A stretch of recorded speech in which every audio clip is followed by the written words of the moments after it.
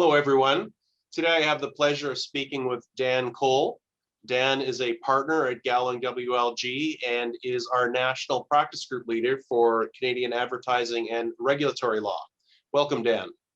Dan, I'd like to start with your background. I'm told that after high school, you earned a Bachelor of Science in Molecular Biology and Genetics. My question to you is, how did that lead you into a career in the law?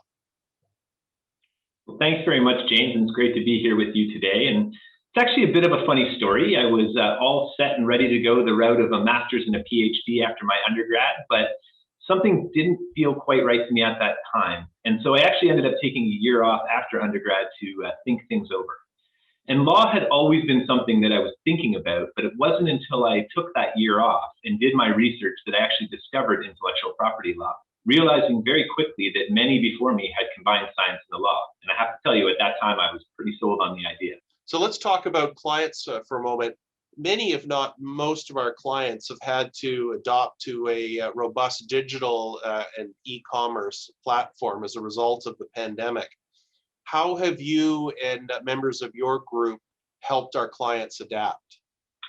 Yeah, I think you're absolutely right. By necessity, I think many of our clients have had to adopt an adapt to survive type of mentality this past year. And we saw bricks and mortar businesses be forced online and online businesses be forced to enhance their service offerings to compete in what was now becoming a much more crowded space. I think we also saw a number of key regulatory changes that were aimed at helping facilitate e-commerce. So allowing some businesses to enter the e-commerce space for the first time. Our team had the good fortune of helping many of these clients either enter or adapt within this online space.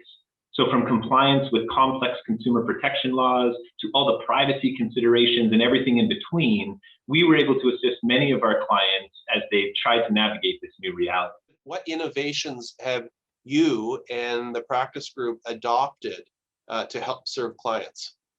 Yeah, that's a great question. Our team has been focused for a long time on trying to do things more efficiently. So from initially creating online precedent data bank systems to being among the first to use alternative fee arrangements, we've always tried to produce better, faster, and more cost-effective solutions for our clients.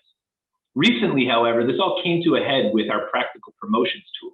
This is a really unique and cool service offering that offers an artificial intelligence-based software solution that allows our clients to produce legally compliant contest rules.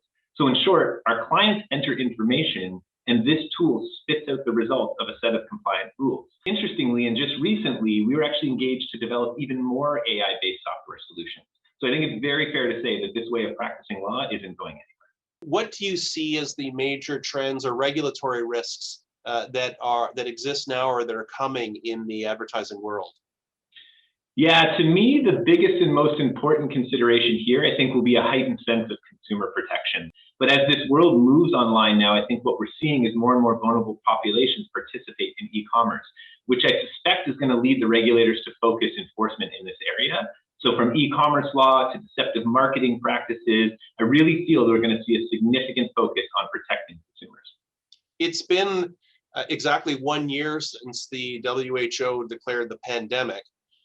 What have been the most common questions that have been asked of you and your group during this time? Yeah, I think in addition to the day-to-day, certainly related to COVID-19, we've seen a lot of questions about compliance with COVID-19 protocols in advertisements, promotions, and campaigns. So making sure everyone's wearing masks, making sure everyone is properly socially distanced. But we've also had to ensure that pandemic sensitivities are being considered in the advertisements themselves.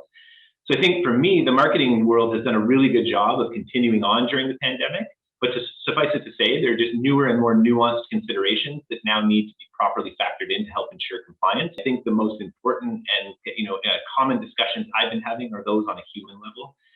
People checking in on people, and genuinely that has been truly amazing, and it's something I really hope continues after the pandemic ends. Dan, thank you very much. It's always a pleasure. Thanks so much for having me, James.